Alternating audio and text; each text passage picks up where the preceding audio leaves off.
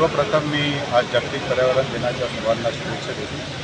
5 जून हा आपण जागतिक स्तरावर जो पर्यावरण दिन साजरा करतो। या वर्षाचा पर्यावरण दिन साजरा करत असताना खूप वेगळी संकल्पना आज आपल्यापुढे ठेवलेली आहे आणि ती आहे की प्लास्टिक प्रदूषण निर्मूलनाच्या साठी आपल्याला करायचे जे उपाय आहेत आणि ते उद्दिष्ट साध्य करण्यासाठी अनेक कार्यक्रम आपल्याला घ्यायचे आणि ही सर्व कार्यक्रम आज घ्यावीत असा आमचा उद्देशच होता। त्याच्यातून खर्चून आपण जर बघितलं असेल तर 14 ठिकाणी जवळजवळ 5,000च्या वर आज वृक्ष लागवड आपण आज नवी मुंबई महानगरपालिकेत मी स्वतः आणि पद्मश्री अच्युत पालवजी आम्ही दोघांनी एकत्र रित्या आज पार्शिक हिलवर आपण वृक्षारोपण केलं। अशाच पद्धतीने स्वयंसेवी संस्था, NSSचे विद्यार्थी आणि इतर जे काही संस्था आहेत, गृहनिर्माण संस्था आहेत, त्यांचे प्रतिनिधींच्या बरोबर घेऊन आपण सुद्धा त्या 14 ठिकाणी आज नवी मुंबई महानगरपालिकेमध्ये वृक्ष लागवड करतो।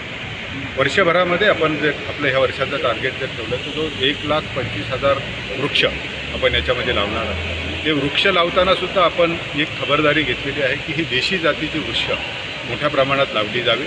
त्याच्यामध्ये वड, पिंपळ, आंबा, लिंब, सीताफळ, नंतर तुमचे हे जे आहेत इतर सुरंगी आणि इतर जी फळझाडं आहेत याच्यामध्ये सुद्धा आपण, कारण आपल्याला फळांचीसुद्धा आवश्यकता आहे आणि जांभूळ आहेत, करंज आहेत, ही सुद्धा शिसव आहेत, ही झाडं आपल्याला फार महत्त्वाची आहेत, तीसुद्धा आपण यावर्षी लावतो।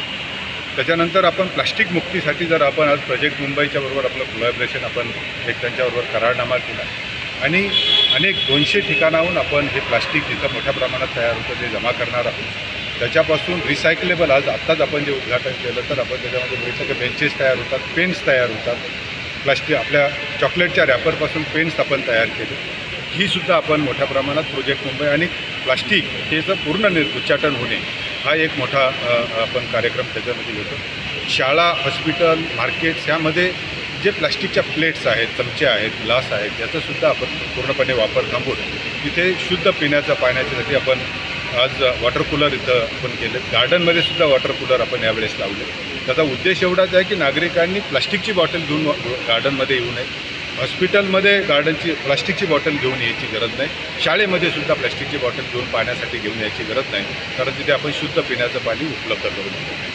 त्याच्याबरोबर आपण एक प्रभात ट्रस्ट आहे त्यांच्याबरोबर आपण कोलॅबरेशन करतो आहे। आज जर आपण बघत असाल तर जवळजवळ 1001 मोदकचा आधी याच्यामध्ये हे मोदक नाही आहेत, ही सीड बॉल्स आणि ही सीड बॉल्स आपण तयार करून याचासुद्धा आपण मोठ्या प्रमाणात वापर करणार आहोत। त्यामुळे ह्या सीड्स याच्यामध्ये सुद्धा आपण जर बघितलं असेल तर याच्यामध्ये अनेक वृक्षांची बिया हे याच्यामध्ये टाकलेल्या आहेत आणि ही बिया ज्यावेळेस आपण टाकणार शेतात, ज्यावेळेस जमिनीमध्ये जाणार त्याच वेळेस त्याला ते मोदक ब्रेक होणार आहे आणि त्याच्यामधून पुन्हा नवीन वृक्षाची निर्मिती होईल। त्याच्या पुढे जाऊन आज आपण एक नवीन उपक्रम असा घेतला की आज आपल्या शाळेमध्ये जी काही मुलं आहेत महानगरपालिकेच्या शाळेमध्ये, ही मुलांनी वापरलेली पुस्तकं ही सुद्धा जमा करून पुन्हा वापरण्यासाठी जिथे ज्या मुलांना गरज आहे, आज आपण आदिवासी आश्रमशाळेची जी मुलं आहेत पालघर जिल्ह्यातली, मोखाडा तालुक्यातली रयत शिक्षण संस्थेमार्फत 1000 पुस्तकांचा संच म्हणजे सगळे 10वीची विद्यार्थ्यांसाठी आज आपण उपलब्ध करून दिली।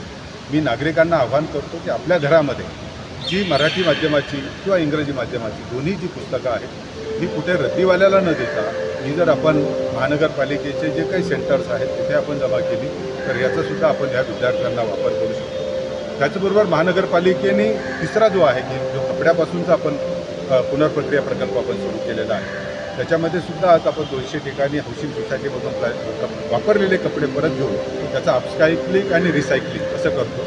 मला खात्री आहे की हे सगळे उपायामुळे आपल्याला जे काही कार्बन जी फूटप्रिंट आहे ती मोठ्या प्रमाणात आपण कमी करणार आहोत आणि जे प्लास्टिक मुक्तीमुळे होणारे जे काही पर्यावरणावरचे जे त्याचं प्रदूषण आणि त्याचं निर्मूलन उच्चाटन करण्यासाठी सर्वजण एकत्र येऊन काम करूया, याच मी या निमित्ताने सर्वांना आवाहन करतो।